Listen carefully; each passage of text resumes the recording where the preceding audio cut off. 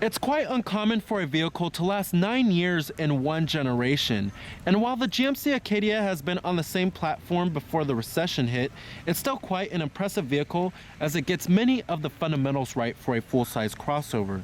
So let's go ahead and check out this 2016 GMC Acadia. Audio Jungle. Audio Jungle.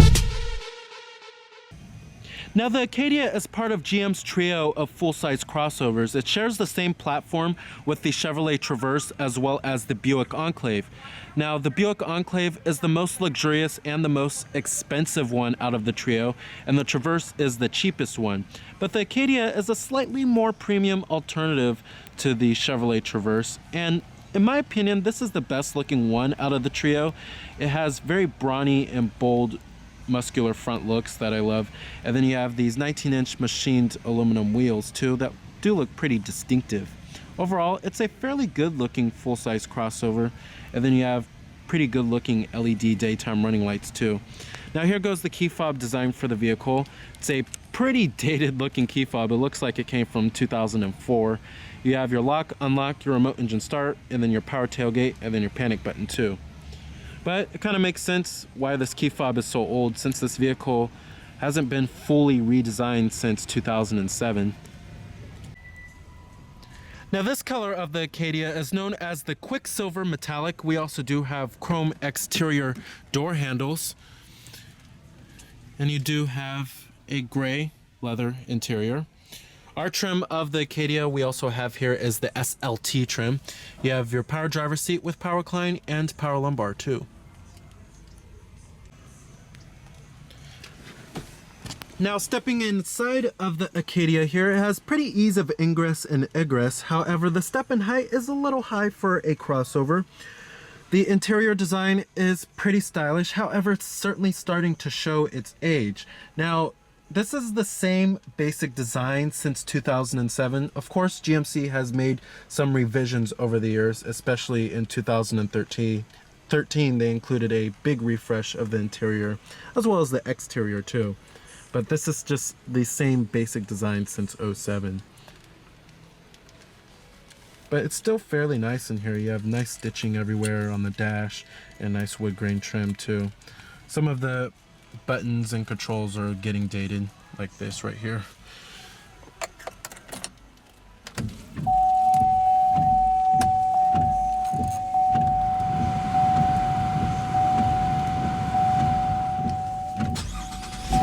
And what you're hearing there is a 3.6 liter V6. Do have a full leather wrap steering wheel. Coming to your transmission, we have a 6-speed automatic, pretty standard stuff here, with lower gear selection. You also do have manual shiftability. Putting the vehicle into reverse displays your rear view camera with guidance lights and trajectory. And you also do have rear parking sensors. And I'm gonna go ahead and turn on the lights. You also do have your fog lights and the hazards.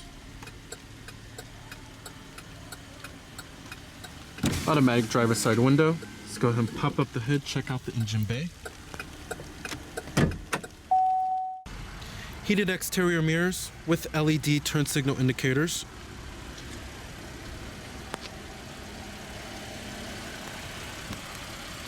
You have these 19-inch machined aluminum wheels. Now, crossovers are continuing to get more popular each and every year, and the Acadia is no exception. It's getting more and more popular every year, even though this vehicle hasn't been fully redesigned for a long time. You have halogen projector beam headlights with LED daytime running lights, and then you have halogen projector beam fogs too. Really do love the looks of the Acadia. It looks aggressive, mean, bold. Love that grille too. Now, powering the Acadia here is your only engine choice. It's the tried and true 3.6 liter V6 from General Motors with variable valve timing and direct injection. You're looking at 281 horsepower at 6,300 RPM and 266 pound-feet of torque at 3,400 RPM, with EPA estimates being 17 in the city and 24 on the highway, which is pretty average for the class. Now, this isn't the sports crossover of the group. If you're looking for a more powerful crossover and a crossover that can tow more, I suggest looking at the Ford Explorer or the Dodge Durango. Now, competitors of the Acadia, you're looking at vehicles in the full-size crossover SUV class. It can even compete with some mid-size crossovers too. This includes the likes of the Toyota Highlander, Ford Explorer, and the Dodge Durango, and the Honda Pilot. Pricing of the vehicle starts at the SL trim, which starts at $30,975. The SLE1 starts at $34,175. SLE2, $36,755. SLT1 starts at $41,020. SLT2 starts at $42,295. And then the top of the line, Denali, starts at $47,890.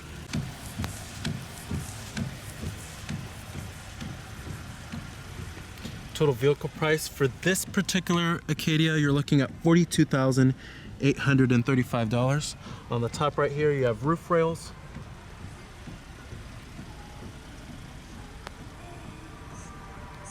Coming to the rear of the Acadia, you have LED taillights with LED turn signals, rear window wiper with a rear window defroster, and rear reflectors.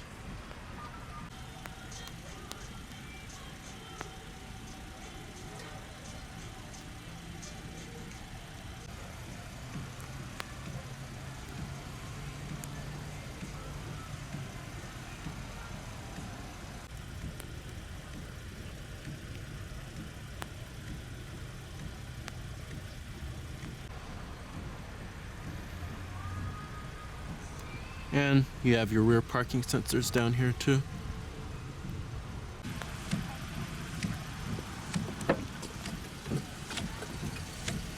Of course, all of your basic power necessities, power windows, power mirrors, and your power door locks.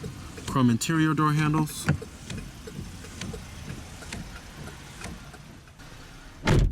Now, driving the Acadia, this vehicle can feel cumbersome to drive at times, and it's certainly not the sports car of the group. The 3.6 liter V6 provides an okay amount of power, and it's a little slow on the acceleration. The fuel economy is okay, it's pretty average for the class. Now, the ride quality is pretty good, it's pretty compliant, very absorbent, and it soaks up road bumps quite well. And the steering and the handling is certainly not the Acadia's expertise. It's a little numb, it's a little vague, and it's certainly not precise at all. Overall, driving the Acadia, if you're looking for a crossover that's more engaging to drive, you may want to check elsewhere. But the best part about driving the Acadia is probably its ride quality. Now, the steering wheel design is getting a little dated, of course, here, just like pretty much the rest of the vehicle. The steering wheel rim is still pretty thin too, and a lot of auto manufacturers have very big steering wheel rims, but it's kind of nice that the Acadia still has a thin steering wheel rim, I guess. You have your cruise control buttons right here. Your steering wheel mounted audio controls are located right here, as well as your voice recognition and your Bluetooth phone controls, all that good stuff. But yeah, overall, the steering wheel design is getting pretty dated. You do have a manually tilting and telescoping steering wheel with an okay range of adjustment. Coming up here, you will find your auto dimming rearview mirror with your OnStar and your SOS Safety Connect. Map lights are on top right here, garage home link. Down here you will find a little storage cubby, a USB port, 12-volt power outlet, and heated seats for the driver and the passenger. And you have your rear window wiper, and then your traction control off button, and then your power tailgate. Coming right here, you have your dual cup holders.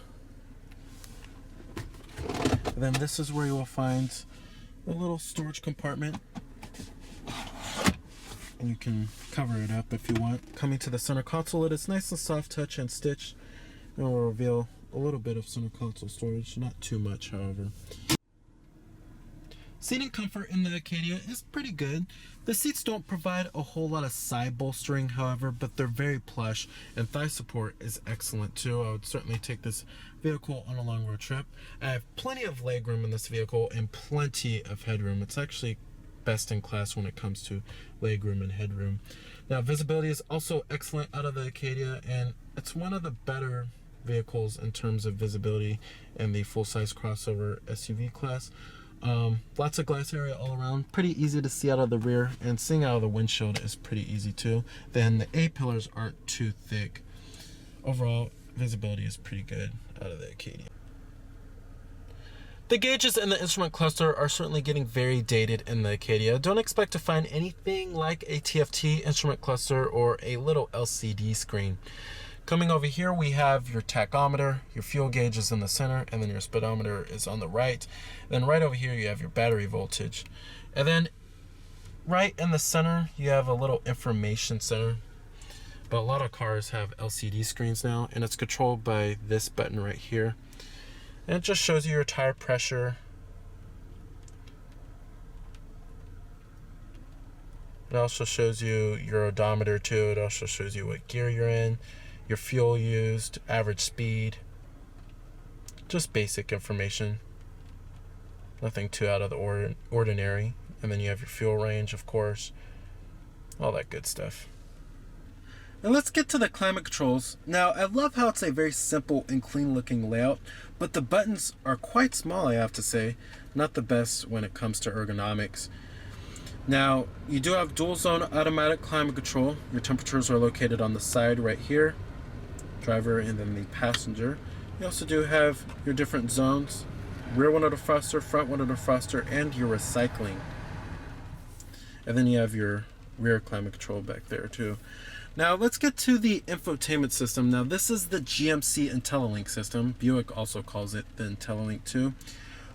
It's a little dated. It's not the best system. It's not the newest infotainment system from General Motors, but the responsiveness is pretty good, I have to say. Coming to your different audio sources, you have AM, FM, XM, satellite radio, of course. And then your different media options do include Bluetooth streaming audio, your USB port with iPod integration, and your auxiliary input. Coming to navigation right here. This is your navigation system. It's pretty dated looking. You have live traffic, and you can enter in the destination by voice if you want to. And then you have your exterior temperature readout that shows up on here at all times.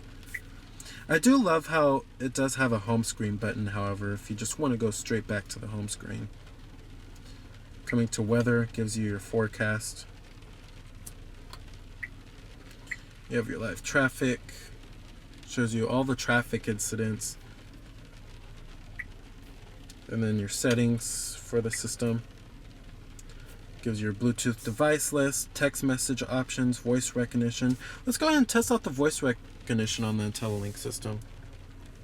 Say a command or say help. Radio commands. Say the AM or FM station number or say the XM channel name or number.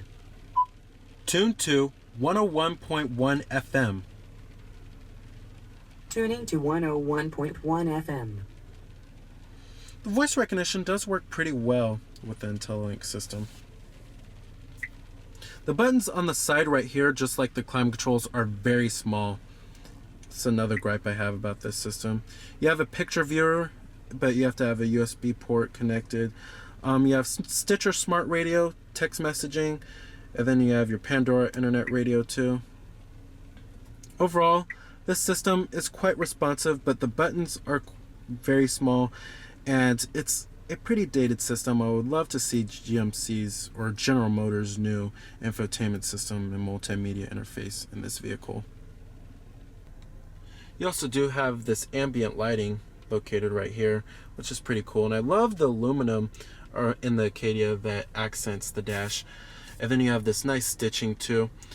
And build quality and materials are pretty good inside of the Acadia. You have nice soft touch materials on the upper door panel, mid door panel, armrest. The dashboard is nice and soft touch. Build quality is also pretty darn good too. There are some panel gaps inside of here, but it's not shabby at all.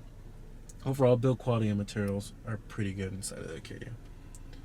All right, and I'm gonna shut down the vehicle. Let's go ahead and check out the rest of the car.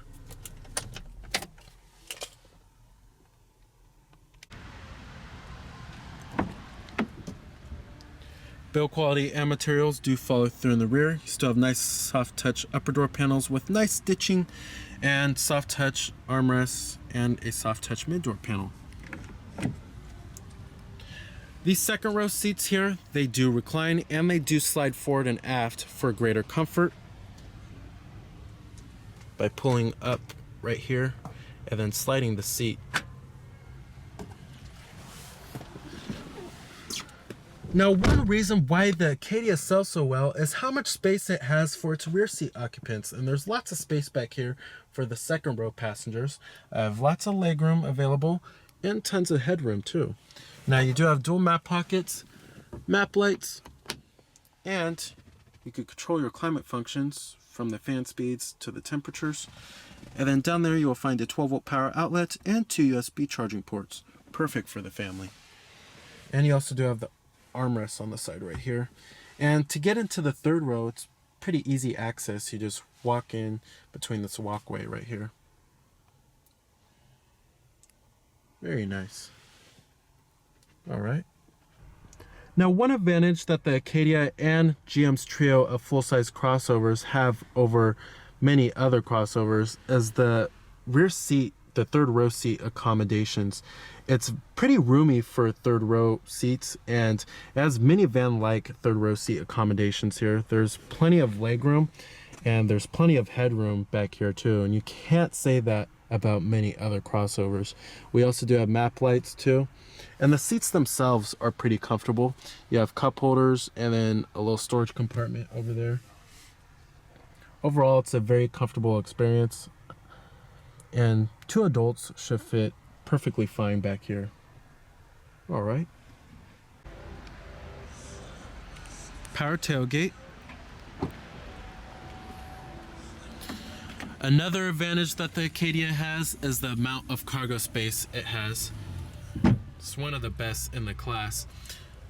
And you can fold the third row seats down, of course, 60-40 split by pulling on these little tabs right here. Then to put them back up, just pull on this right here. The second row seats also do fold to maximize cargo space. And then you have a 12-volt power outlet back here.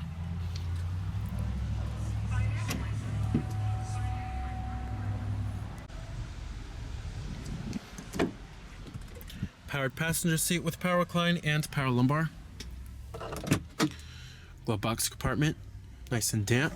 And you also do have a little side pocket right there too.